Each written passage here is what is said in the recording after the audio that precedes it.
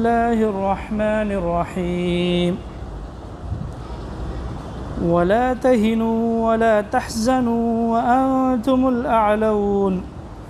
وأنتم الأعلون إن كنتم مؤمنين إن يمسسكم قرح فقد مس القوم قرح مثله وتلك الأيام نداولها بين الناس وليعلم الله الذين آمنوا ويتخذ منكم شهداء والله لا يحب الظالمين وليمحص الله الذين آمنوا ويمحق الكافرين أم حسبتم أن تدخلوا الجنة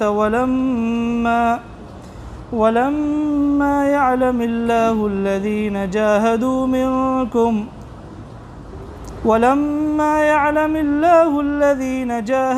منكم ويعلم الصابرين ولقد كنتم تمنون الموت من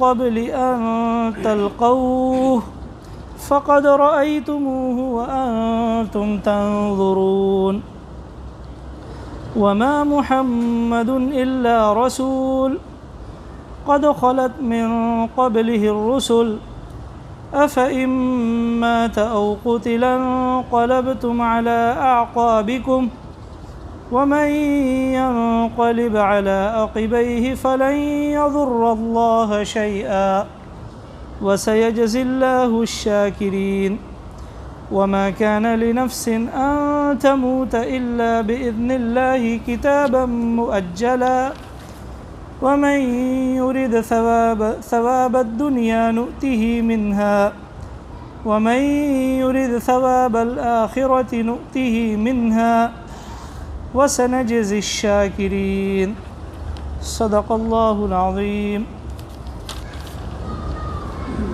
پناہ مانگتا ہوں میں اللہ کی شیطان مردود کے مقابلے میں۔ شروع اللہ کے نام سے جو بڑا ہی مہربان اور نہایت رحم فرمانے والا ہے۔ ولا تہینوا، اور دل شکستہ نہ ہو، کمزور نہ پڑو، سست نہ پڑو۔ ولا تحزنوا، اور غم نہ کرو۔ وانتم الاعلون، تم ہی سربلند رہو گے۔ ان کنتم مومنین، اگر تم مومن ہو۔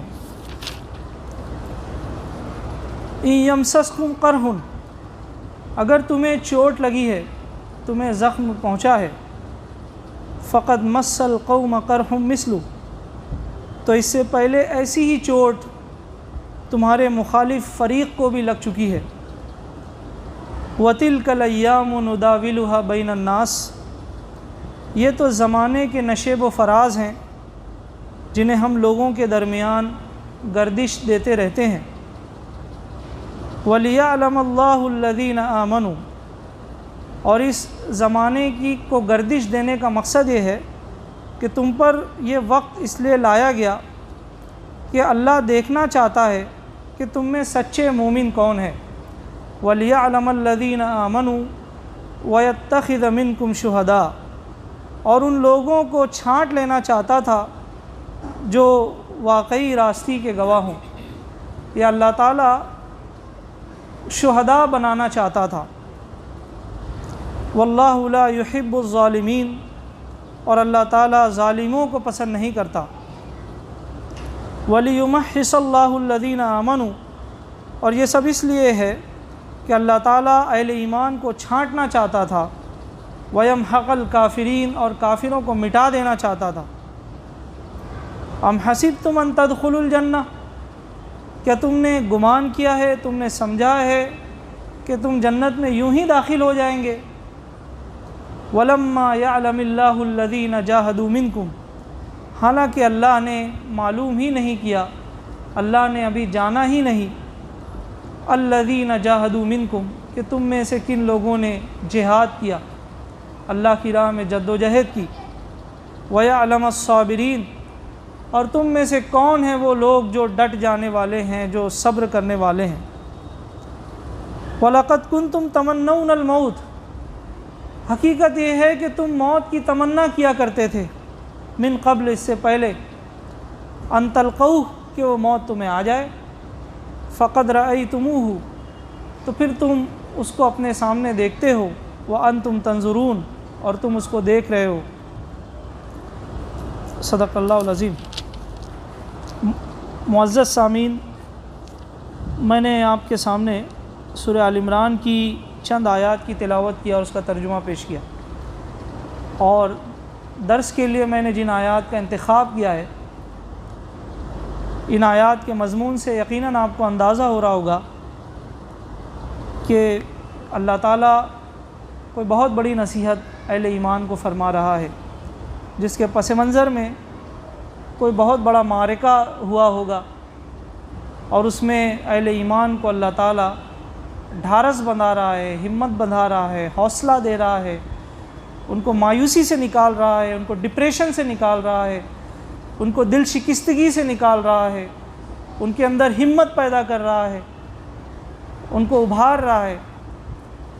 تو یہ پس منظر جو ہے ان آیات کو پڑھ کے محسوس ہوتا ہے۔ حقیقت یہ ہے کہ یہ جو آیات ہیں تقریباً 13ویں رکوع سے 20 رکوع تک سورہ آل عمران کی، اس میں غزوہ احد کے بعد یہ آیات نازل ہوئی ہیں۔ ہم جانتے ہیں کہ احد کا جو غزوہ تھا وہ اللہ کے رسول صلی اللہ علیہ وسلم کا دوسرا سب سے بڑا غزوہ تھا۔ اس سے پہلے جو ہے غزوہ بدر ہوئی تھی، اور غزوہ بدر میں مسلمانوں کو فتح حاصل ہوئی تھی، جس میں 313 مسلمان تھے، 1000 کفار کا لشکر تھا، جس کا مختصر پس منظر ہمیں معلوم ہے کہ اللہ کے رسول صلی اللہ علیہ وسلم کے سامنے 2 چوائس تھی، مسلمانوں کے سامنے اور اللہ کے رسول کے سامنے۔ ایک تو تجارتی قافلہ تھا جو مدینہ کی تجارتی شاہراہ سے ہو کے گزرتا تھا، دوسرا جو ہے ایک طرف فوج تھی، لیکن اللہ کے رسول صلی اللہ علیہ وسلم چاہتے تھے کہ تجارتی قافلے پہ حملہ نہ کیا جائے، بلکہ فوج سے حملہ ہو، فوج پر حملہ کیا جائے، فوج سے مقابلہ ہو، جس میں مسلمانوں کو فتح حاصل ہوئی۔ اور اس غزوے کے اندر ہم دیکھتے ہیں کہ 70 مشرکین مکہ کے بڑے بڑے سرداران مارے گئے، جس میں ابو جہل بھی تھا، امیہ بن خلف بھی تھا، اور مشرکین مکہ کے لیے یہ بہت بڑی شکست تھی، اور ان کے یہاں پہ صف ماتم بیچ گئی اس کی وجہ سے، اور وہ اس شکست کو ان کا ذہن جو ہے وہ قبول نہیں کر رہا تھا، کیونکہ اچانک جو ہے وہ ایک مسلمانوں سے جو ہے ہار جانا ان کے لیے بہت بے غیرتی کی بات سمجھی جاتی تھی۔ تو انہوں نے اس کی تیاری جو ہے اندر سے کرنا شروع کی، اور پھر 3 ہجری میں احد کے میدان میں وہ مسلمانوں سے مقابلے کے لیے آ کھڑے ہوئے۔ اس سے پہلے بھی چھوٹی چھوٹی لڑائیاں ہوئی، بدر کے بعد 2 لڑائیاں ہوئی، لیکن جو احد کی لڑائی ہوئی یہ بہت بڑی لڑائی تھی۔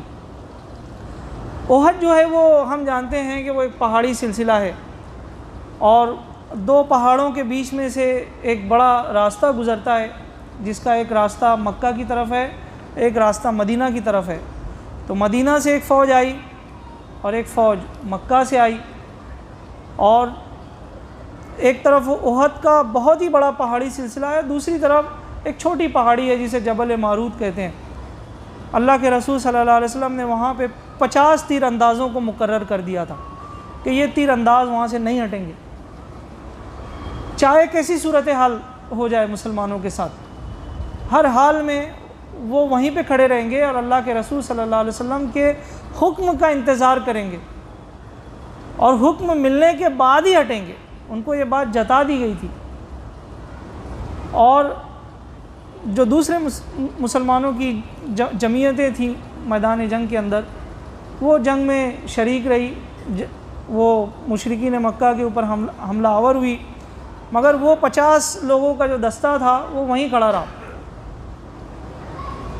مسلمانوں کی تعداد جو ہے غزوہ احد میں وہ 1000 تھی اور مشرکین مکہ کی تعداد 3000 تھی۔ اور ایک سیٹ بیک یہ ہوا کہ 1000 کی تعداد میں، مسلمانوں کی 1000 کی تعداد میں عبداللہ بن ابی جو تھا، منافقین کا سردار تھا، وہ 300 مسلمانوں کو لے کر عین میدان جنگ کے وقت میں نکل گیا، بہلا کر پھسلا کر لے کر چلا گیا ہوگا، 300 لوگوں کو ورغلا کے وہ لے کر چلا گیا۔ لیکن اس میں 2 قبیلے ایسے تھے، بنو سلمہ اور بنو حارثہ، جس کا تذکرہ جو ہے ان آیات کے اندر بھی ہے کہ اذ ہمت طائفتان ان تفشلا۔ تو وہ 2 قبیلے جو تھے ان کے اندر بھی کمزوری پیدا ہو گئی تھی، اس کا خاص تذکرہ اس کے اندر پایا جاتا ہے۔ تو منافقین جو تھے وہ مسلمانوں کو اندر سے کمزور کرنے کی کوشش کر رہے تھے۔ تو 700 لوگوں کے ساتھ اللہ کے رسول صلی اللہ علیہ وسلم احد کے میدان میں آئے ہوئے تھے۔ گھمسان کی جنگ ہوئی اور جنگ میں جو ہے مسلمان غالب ہونا شروع ہو گئے اور مشرکین مکہ جو ہے وہ بھاگنا شروع ہو گئے۔ جب وہ بھاگنا شروع ہوئے تو مال غنیمت جو ہے ملنا حاصل شروع ہو گیا۔ اور جب ایک پہاڑی پر جو 50 تیر انداز تھے جن کو اللہ کے رسول صلی اللہ علیہ وسلم نے حکم دیا تھا کہ ہٹنا نہیں، ان لوگوں نے دیکھا کہ مسلمان جو ہے اب ان کو مال غنیمت ملنا شروع ہوا ہے، تو اس میں سے 35 صحابہ جو تھے وہ انہوں نے خود ہی اجتہاد کر لیا اور خود ہی جو ہے وہ ہٹ کر چلے گئے۔ انہوں نے یہ سمجھا کہ اللہ کے رسول نے ایسا تو نہیں کہا تھا کہ اگر فتح مل جائے تو بھی وہیں کھڑے رہنا۔ اب انہوں نے دیکھا کہ فتح مل گئی ہے، انہوں نے سمجھا کہ فتح حاصل ہو گئی اور وہ ہٹنا شروع ہو گئے، جو کہ اللہ کے رسول صلی اللہ علیہ وسلم کے حکم کی صریح خلاف ورزی تھی۔ کسی طریقے سے انہیں ہٹنا نہیں چاہیے تھا، لیکن جب وہ وہاں سے ہٹے ہیں، عبداللہ بن جبیر رضی اللہ عنہ جو تھے وہ 50 لوگوں کے وہاں پہ کمانڈر تھے، انہوں نے روکنے کی کوشش کی مگر وہ نہیں رکے۔ تو جب یہ حالات پیدا ہوئے تو خالد بن ولید رضی اللہ عنہ جو اس وقت مسلمان نہیں ہوئے تھے، انہوں نے دیکھا کہ پہاڑی پر جو ہے تعداد کم ہو گئی ہے، تو اس پہاڑی کے پیچھے سے ایک راستہ جاتا تھا، تو وہ پہاڑی کے پیچھے کے راستے سے ایک فوجی دستہ لے کر گھوم کر مسلمانوں کے اوپر پیچھے سے حملہ کر دیا۔ اور جب پیچھے سے حملہ کیا تو آگے بھی مشرکین مکہ کی فوج تھی جو پلٹ کر واپس آ گئی، اور پیچھے بھی مشرکین مکہ کی فوج تھی۔ اب انہوں نے جو ہے مسلمانوں کو مارنا شروع کیا، کاٹنا شروع کیا، ایسی بھگدڑ مچی کہ خود مسلمانوں نے جو ہے وہ بخلا گئے اور وہ خود ان کی تلوار سے مسلمان بھی زد میں آ گئے۔ حضرت جابر بن عبداللہ رضی اللہ عنہ کے بارے میں آتا ہے کہ ان کے والد اسی طریقے سے شہید ہو گئے، اور اتنی بھگدڑ مچی، مسلمان اتنے بوکھلا گئے، اتنی ہراسمنٹ انہیں ہو گئی کہ وہ جو ہے بالکل پریشان ہو گئے۔ اللہ کے رسول صلی اللہ علیہ وسلم کو تیر جو ہے لوگوں نے مارنا شروع کیا، مشرکین مکہ نے، اور حضور صلی اللہ علیہ وسلم کو بہت گہرے زخم آئے، آپ کے 2 دانت جو ہے وہ شہید ہو گئے۔ آپ جو ہے وہ خود پہنے ہوئے تھے لوہے کی، وہ خود جو ہے وہ اس کے اوپر تیر آگے لگا، وہ خود پھٹ گیا، ایک گڑھے میں حضور صلی اللہ علیہ وسلم گر گئے۔ افواہ اڑ گئی کہ اللہ کے رسول صلی اللہ علیہ وسلم شہید ہو گئے۔ اور پھر اس کے بعد کیا تھا کہ مسلمان اور کمزور ہو گئے، مسلمان جنگ سے ہٹنا شروع ہو گئے۔ کچھ لوگوں نے تو یہاں تک کہہ دیا کہ یہ کیسے نبی ہیں جن کے ہوتے ہوئے ہم جنگ ہار رہے ہیں۔ کچھ لوگ ایسے تھے جو یہ کہنے لگے چلو عبداللہ بن ابی کی پناہ میں چلے جاتے ہیں، وہ ابو سفیان سے بات کریں گے اور اس طریقے سے ہم بچ جائیں گے۔ لیکن اللہ کے رسول صلی اللہ علیہ وسلم کے اطراف میں جو جانثار صحابہ تھے وہ آپ کے اطراف میں رہے۔ حضرت طلحہ بن عبید اللہ کے بارے میں آتا ہے کہ انہوں نے اپنے ہاتھوں سے تیر کو روکا، اور اس طریقے سے روکا کہ حضرت طلحہ کا ایک ہاتھ شل ہو گیا، جو عمر بھر وہ ہاتھ جو ہے وہ شل ہی رہا۔ اور صحابہ کرام نے زبردست اللہ کے رسول صلی اللہ علیہ وسلم کے اطراف میں جانثار صحابہ نے گھیرا بندی کر کے قربانیاں دیں۔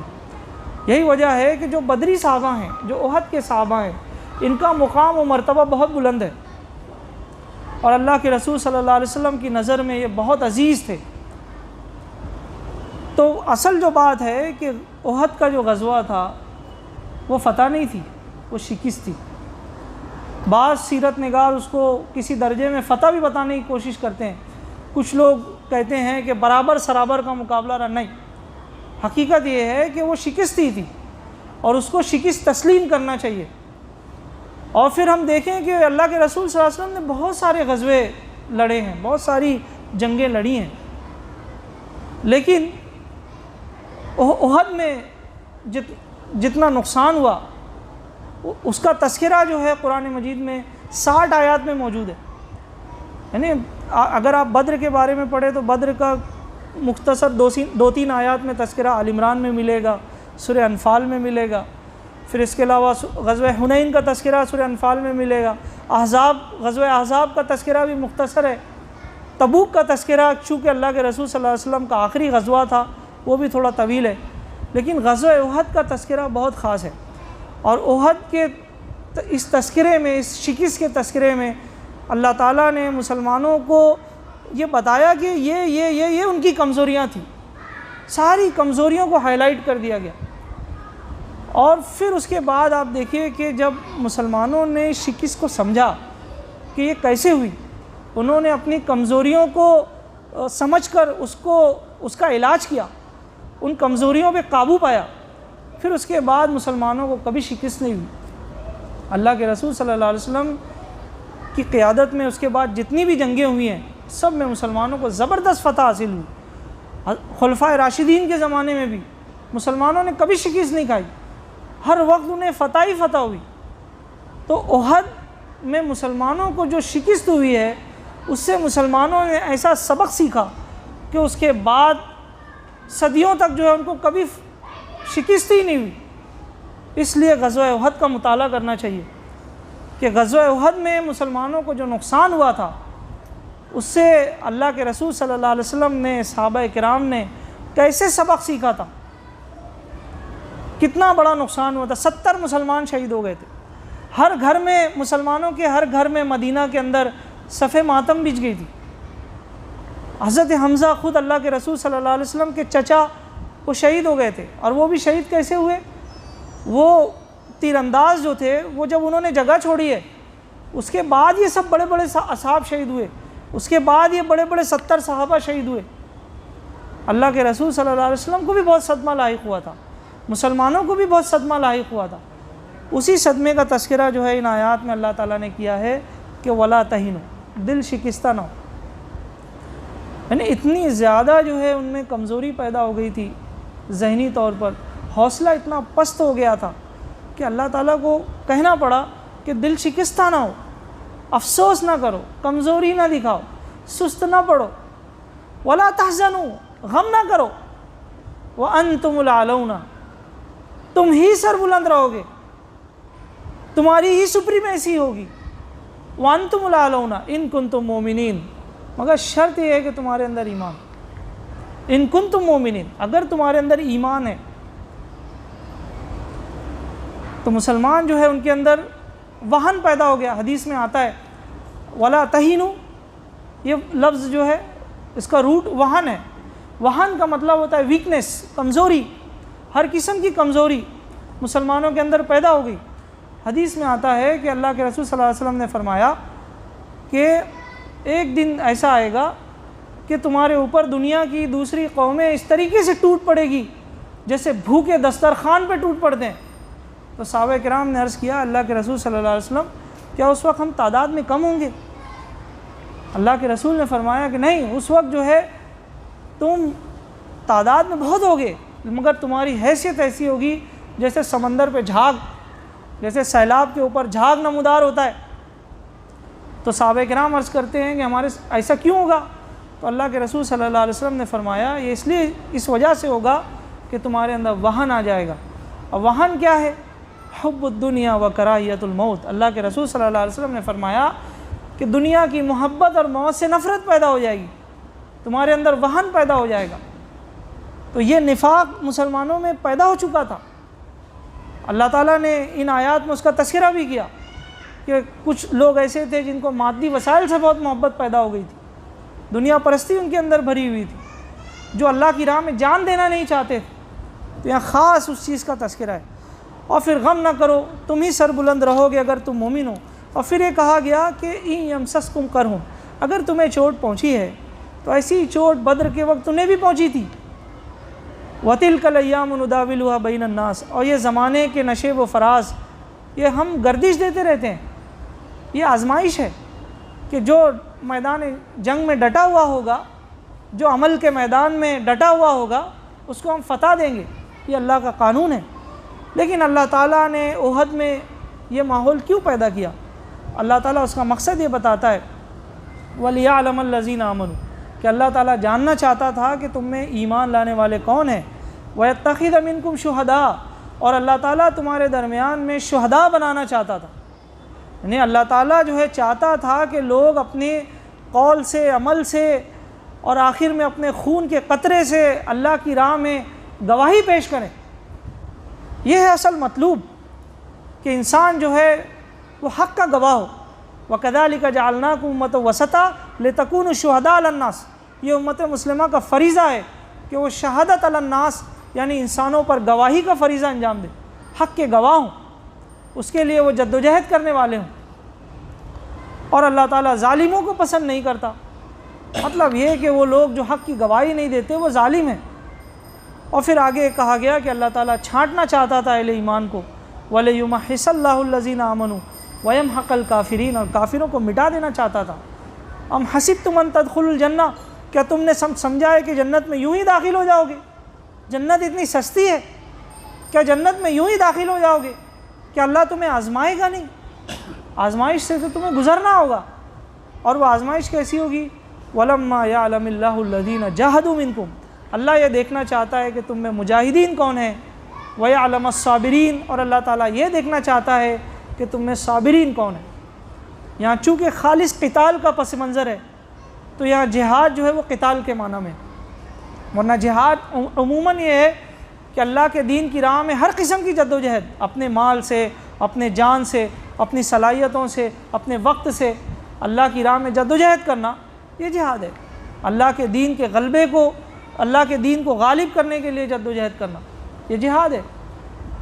ایمان کا ثبوت وہ جہاد بالعمل ہے۔ اگر کوئی شخص یہ کہتا ہے کہ میں مومن ہوں، میں اللہ پر ایمان لاتا ہوں، تو اللہ پر ایمان کا ثبوت کیا ہے؟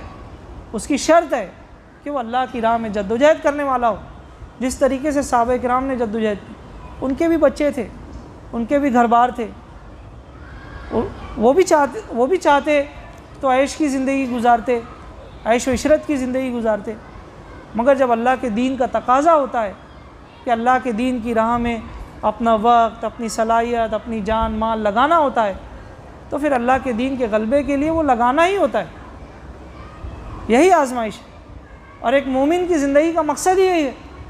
ہم مومن اسی وقت کہلائیں گے جب اللہ کے دین کی راہ میں اپنا سب کچھ قربان کریں گے۔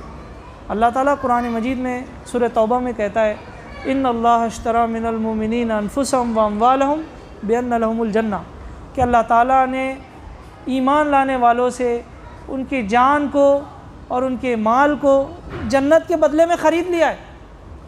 یعنی اگر تم ایمان والے ہو، واقعی اگر تم مومن ہو، تو اس کا ثبوت یہ ہے کہ تم نے اپنی جان اور مال کو اللہ کے سپرد کر دیا، اس کے بدلے میں اللہ تعالیٰ جنت دے گا۔ اور اس کی ایکسٹریم کنڈیشن یہ ہے کہ جب کبھی یہ تقاضا ہوگا کہ اللہ کی راہ میں جان بھی پیش کریں، تو اہل ایمان اسے پیچھے نہیں ہٹتے۔ اور غزوہ احد اس کا ایک عملی اظہار ہے۔ اس کے بعد بھی آپ دیکھیے کہ صحابہ کرام نے اللہ کے دین کی راہ میں اپنا سب کچھ قربان کر دیا، اور یہی ایک بندہ مومن سے اس کا تقاضا ہے کہ آپ جو ہے اپنی زندگی کا منصوبہ ایسے بنائیں کہ آپ اللہ کے دین کو غالب کرنے والے ہوں۔ آپ کا کریئر جو ہے اس چیز کی گواہی دے، آپ کا بزنس اس چیز کی گواہی دے، آپ کا خاندان جو ہے اسی نہج پہ پروان چڑھے، جو اقامت دین کے مشن کا لمبردار ہو، جو اللہ کے دین کو غالب کرنے والا ہو، جو زمین پہ عدل قسط کے قیام کی جد و جہد کرنے والا ہو، کہ زمین پہ انصاف کا بول بالا ہو جائے، اللہ کا دین زمین پہ غالب ہو جائے، اقامت قرآن کرنے والا ہو۔ جو اللہ تعالیٰ کے احکامات کو زمین پر نافذ کرنے والے ہوں، یہی مقصود ہے۔ اور یہ آیات جو ہے ہمیں اسی بات کی دعوت دیتی ہیں۔ اللہ تعالیٰ سے دعا ہے کہ اللہ تعالیٰ ہمیں ان غزوہ احد سے سبق حاصل کرنے کی توفیق عطا فرمائے، اور ہمیں کوشش کرنی چاہیے کہ یہ جو آیات ہیں سورہ آل عمران کی 13 رکوع سے 20 رکوعوں تک، ہم اس کا بغور مطالعہ کریں اور اس میں تدبر کریں، غور و فکر کریں، اور اس سے نصیحت حاصل کرنے کی کوشش کریں، جو ہمیں موجودہ حالات میں اور امت مسلمہ کی تعمیر میں ایک لائحہ عمل دیتی ہیں۔ اللہ تعالیٰ سے دعا ہے کہ ہماری انفرادی اور اجتماعی زندگی کو اللہ تعالیٰ اس کے مطابق ہمیں ڈھالنے کی توفیق عطا فرمائے۔ وآخر دعوانا الحمد للہ رب العالمین۔